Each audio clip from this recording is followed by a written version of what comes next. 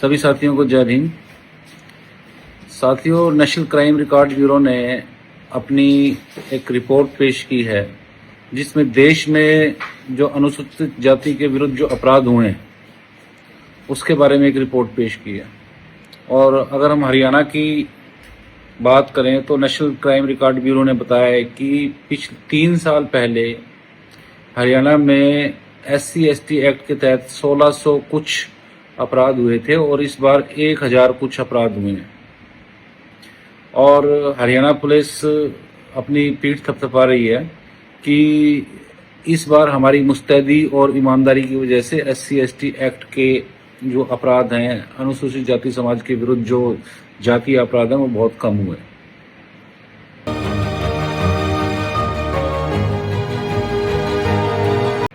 लेकिन एक तरफ दूसरी सच्चाई NCRB ये भी दिखा रहा है कि इस बार जितने भी केसेस रजिस्टर किए पुलिस ने SC/ST एक्ट में, उन केसेस में केवल 55% केसेस में ही कोर्ट में चार्जशीट दी गई। 45% केसों को कैंसिल कर दिया गया क्योंकि हम जो है अनुसूचित जाति समाज, अनुसूचित जाति के विरुद्ध हो रहे अपराधों के मामले में जमीन से जुड़े हुए हैं। हम पीड़ितों की दशा भी देखते हैं, पुलिस की कार्रवाई भी देखते हैं कि किस तरह से पुलिस अनुसूचित जाति जनजाति अत्याचार निवारण अधिनियम के मामलों में कार्रवाई करती है। तो पुलिस के ये जो दावे हैं कि इस बार मुकदमे बहुत कम दर्ज हुए, तो अगर इसकी आप जमीनी स्तर पर पड़ताल करें तो आपको एक अलग ही सच्चाई देखनी पड़ेगी। अब जो NCRB कह रहा है कि 55% केसेस में जो है चार्जशीट दी गई, बाकी 45% जो केसेस हैं उनमें कैंसिलेशन दी गई। तो हम पहली बात से शुरू करते हैं। पहली बात पुलिस ये कहती है कि इस बार कम केस रजिस्टर कराए SC/ST समाज के लोगों ने। देखिए, मैं आप लोगों को बताना चाहता हूं कि SC/ST एक्ट में एक प्रावधान है धारा 18A में और रूल 5 में कि जैसे ही पुलिस को कोई शिकायत प्राप्त होती है और शिकायत में अनुसूचित जाति का व्यक्ति शिकायत करता होता है और उसमें बताया जाता है कि अनुसूचित जाति का होने की वजह से उसके साथ अपराध हुआ, उसको जाति सूचक गाली बकी गई या कोई अन्य अपराध किया गया जो SC/ST एक्ट में अपराध है, तो उस मामले में पुलिस को तुरंत FIR दर्ज करनी पड़ती है। प्रारंभिक जांच पुलिस इस मामले में नहीं कर सकती। लेकिन हमारे जो ज्यादातर मामले हैं वो सेक्शन 18A और रूल 5 जिसमें मैंडेटरी रजिस्ट्रेशन ऑफ FIR का प्रोविजन है, उसके बावजूद प्रारंभिक जांच में आधे से ज्यादा मामले उड़ा दिए जाते हैं। और आधे से ज्यादा मामले उड़ा दिए तो पुलिस का जो NCRB की रिपोर्ट है उसके हिसाब से तो फिर ठीक रिपोर्ट आई है उनकी कि 45% केसेस जो हैं वो पुलिस ने खारिज कर दी। तो देखिए, उन केसेस का तो कोई रिकॉर्ड ही नहीं है, उन केसेस का तो NCRB के पास कोई डाटा ही नहीं है जिन मामलों में एक शिकायत दी गई थी और प्रिलिमिनरी जांच करके उन शिकायतों को खारिज कर दिया गया। NCRB के पास तो वो डाटा है जिसमें FIR दर्ज हुई थी और उन FIRs में भी NCRB कह रही है 45% FIR में पुलिस ने कैंसिलेशन दे दी, कोर्ट में चार्जशीट नहीं दी। तो ये जो 45% केस में चार्जशीट नहीं दी गई, कैंसिल कर दिए गए, ये किस तरह से कैंसिल कर दिए जाते हैं इसका आपको जानना जरूरी है। जब भी कोई SC/ST एक्ट का केस दर्ज होता है तो मैं आपको बता देना चाहता हूं कि SC/ST एक्ट के जो केसेस होते हैं वो कॉग्निजेबल टाइप ऑफ केसेस होते हैं, संज्ञेय अपराध जिनको बोलते हैं। दूसरा, non compoundable type of cases होते हैं, यानी जिनमें समझौता नहीं किया जा सकता। तो अब होता क्या है, जैसे ही कोई केस रजिस्टर होता है पुलिस दोनों पक्षों को थाने में बुलाती है और जांच अधिकारी जो है वो दोनों पक्षों को ये कह देता है, और खास तौर पे अगर मैं स्पेसिफिकली बताऊं तो आरोपी पक्ष को एक तरह की छूट दे देता है कि तुम्हारे पास 2-3 दिन का टाइम है और 2-3 दिन के अंदर इनके साथ अगर पीड़ितों के साथ समझौता कर सकते हो तो समझौता कर लो, नहीं तो एज पर लॉ हमको कार्रवाई करनी पड़ेगी।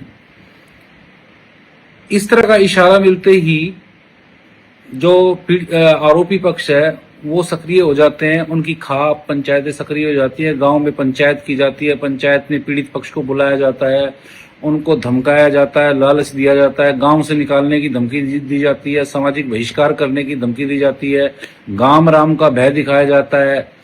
इस तरह का करके उस पीड़ित परिवार के ऊपर इतना दबाव बना दिया जाता है कि जिसने एफआईआर दर्ज कराई है वो समझौता करने के लिए राजी हो जाता है। कई बार उनको लालच भी दे दिया जाता है, कई बार उनको धमकी भी दी जाती है जान से मारने की, गांव से निकालने की।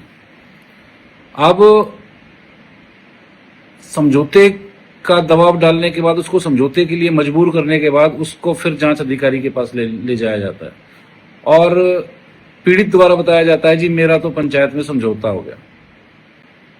तब जांच अधिकारी कहता है भाई इस केस में समझौता नहीं हो सकता, इसमें तो अगर आपको समझौता हो गया है तो मेरे को एफिडेविट पे लिख के देना पड़ेगा। और पुलिस ही एक एफिडेविट पे उनको मटेरियल बना के देती है। उस मटेरियल में ये लिखा होता है कि एफआईआर में जो मैंने जाति के आधार पर अपराध करने की जो बात लिखी है वो मेरे साथ नहीं हुई, वो मैंने गलतफहमी में लिख दिया है या किसी के कहने में लिख दिया है। और इस तरह के शपथ पत्र पर साइन कराकर जो जांच अधिकारी है उसको अपने रिकॉर्ड में लेता है एफिडेविट को, और रिकॉर्ड में लेने के बाद जब फाइनल रिपोर्ट पेश होती है तो उसमें ये लिखा जाता है कि जांच के दौरान पीड़ित ने अपना शपथ पत्र पेश किया और शपथ पत्र को देखने के बाद, पढ़ने के बाद कोई भी SC/ST एक्ट के तहत अपराध होना नहीं पाया जाता, केस झूठा पाया जाता है, इसलिए केस खारिज किया जाता है। और उस केस में पुलिस चार्जशीट की जगह कैंसिलेशन रिपोर्ट पेश करती है। तो आप देखिए, अंदाजा लगाइए किस तरह से पीड़ितों को समझौते के लिए मजबूर किया जाता है पुलिस द्वारा, खाप द्वारा, पंचायतों द्वारा, धमकियों द्वारा। और समझौते के नाम पर एफिडेविट लिए जाते हैं, उसको मजबूर करके, दबाव लेकर के उस एफिडेविट में ये बताया जाता है कि मेरे साथ इस तरह की कोई घटना हुई नहीं, जबकि उसके साथ इस तरह की घटना हुई होती है। मर्डर भी होते हैं, रेप भी होते हैं, सामाजिक बहिष्कार भी होते हैं, जाते सोचे गालियां भी बकी जाती हैं। और उन केसों को जो पुलिस खारिज करती है शपथ पत्रों के आधार पर, उन केसों को एक परफॉर्मे में ढाला जाता है और वो परफॉर्मा हरियाणा पुलिस ने हर थाने को जारी किया हुआ है।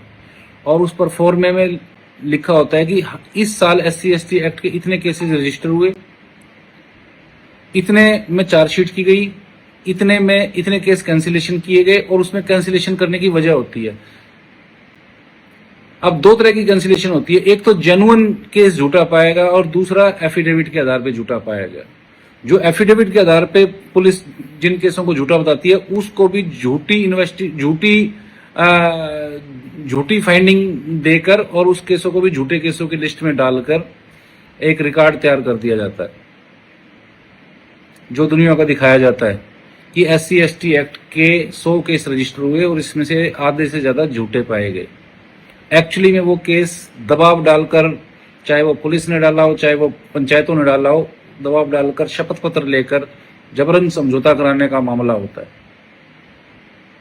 जिसमें यह फैलाया जाता है कि पैसे लेकर समझौता कर लिया, जबकि समझौता होता है डर की वजह से, गांव में से हमको ना निकाला जाए, हमारा सामाजिक बहिष्कार ना किया जाए, हमारे परिवार के लोगों को और नुकसान ना पहुंचाया जाए, जान से ना मारा जाए, चोट ना मारा जाए, इस डर की वजह से जो है समझौते करा दिए जाते हैं।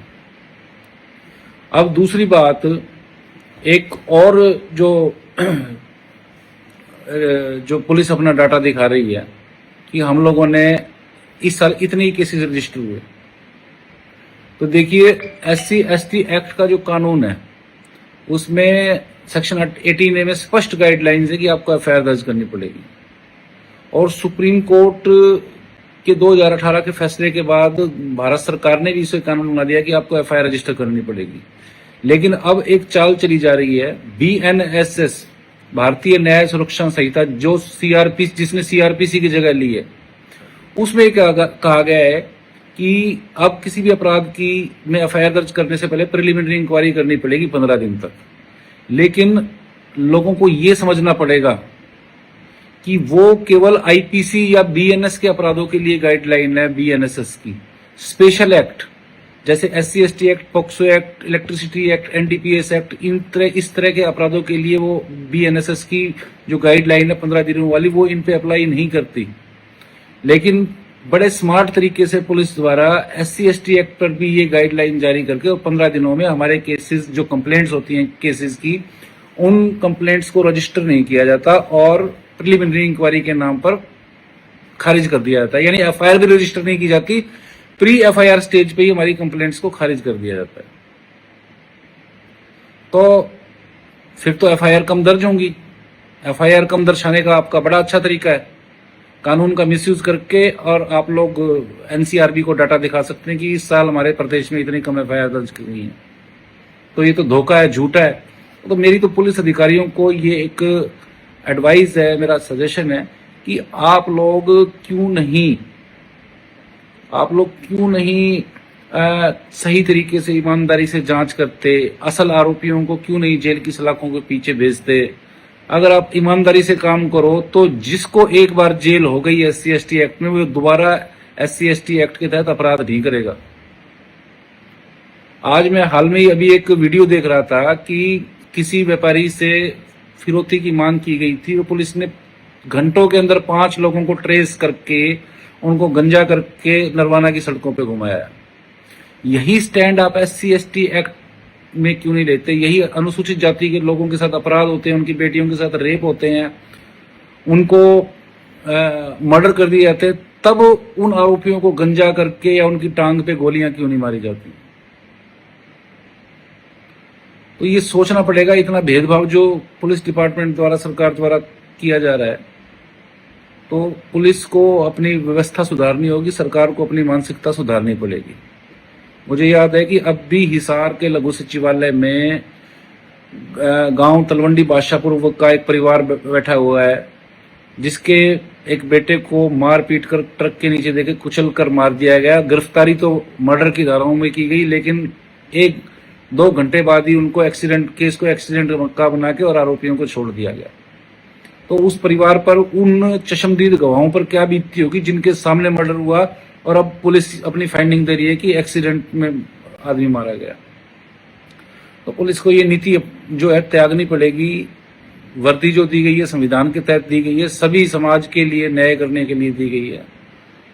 तो मैं तो सरकार और पुलिस से ही विनती करूंगा कि संविधान के अनुसार चले, कानून के अनुसार चले, अपने दिमागों में से जाति का जो जहर है वो निकाल के फेंक दें, और जो जातिवादी गुंडे हैं उनको भी जो गंजा करके टांगों में गोलियां मार के सड़कों में परेड कराएं, फिर तो मानेंगे कि तुम वाकई में ईमानदार हो।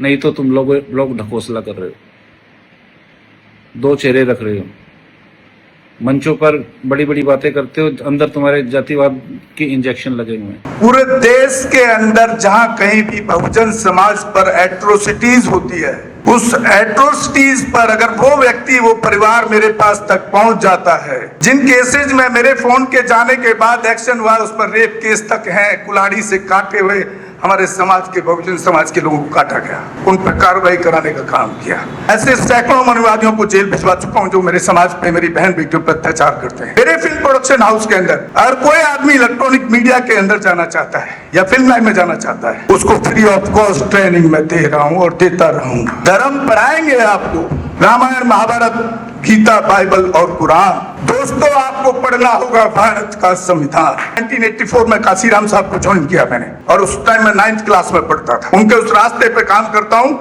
सामाजिक आंदोलन चलते रहना चाहिए, राजनीतिक आंदोलन चले या ना चले। ना बिकता हूँ, ना मुझे कोई खरीद सकता है, ना समझौता करता हूँ। सिर्फ 18 घंटे काम करता हूँ। जब तक मेरे समाज के, बहुजन समाज के पीड़ित व्यक्ति को न्याय नहीं मिल जाता, तब तक मैं बाबा साहब के विचारों और संविधान पर चलता हूँ। 9810085714। गांव की घटना है, ठाकुरों ने राइफल से गोली चलाई, मारने का प्रयास किया, सिर्फ बारात चढ़त के ऊपर की, इस रास्ते से बारात नहीं चढ़ गई, ठाकुरों का रास्ता है। सारे चैनल को बोला कि भाई ये स्टोरी चला दो, किसी कोई चैनल पे स्टोरी चलाने के लिए तैयार नहीं होगा। कौन से बहुजन समाज को न्याय दिलाने की बात कर? काशीराम साहब कहते थे कि मैं किसी की शादी में नहीं जाऊंगा, किसी के फंक्शन में नहीं जाऊंगा, किसी के घर नहीं जाऊंगा, ना शादी करूंगा, ना गए कभी। जो संगठन, जो राजनीतिक लोग चला रहे, वो अपने घर में पहले सुरक्षा और बंगला और पैसे का और बड़ी कार का इंतजाम कर रहे हैं। उस पर भी आपको सोचना चाहिए। फिल्म लाइन और इलेक्ट्रॉनिक मीडिया में इस समाज के लोग, जो पुअर सेक्शन है, पुअर कास्ट जिसको कहते हैं, SC/ST OBC माइनॉरिटी, एक भी चैनल का कोई भी मालिक इस देश के अंदर आज तक नहीं है। क्यों नहीं है? हमारा चैनल लाइक, शेयर, सब्सक्राइब देखना मत भूलिएगा। इसी के साथ आप लोगों से विदा लेता हूं। जय भीम, जय भारत, जय संविधान, नमो बुद्धाय।